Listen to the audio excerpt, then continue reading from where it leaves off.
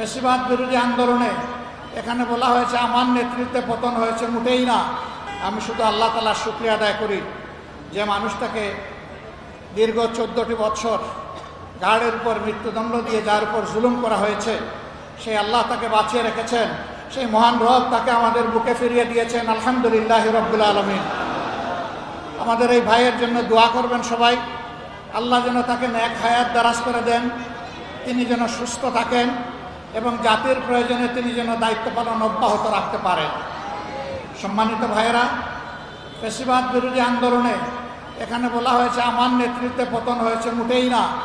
এদেশের 18 কোটি মুসলিম মানুষের সম্মিলিত চেষ্টায় সরকারের পতন হয়েছে। আমরা এই মূল ক্রেডিট আল্লাহ তাআলাকে দেই, আর জমিনের ক্রেডিট সমস্ত এদেশের জনগণকে আমরা দেওয়ার পক্ষে।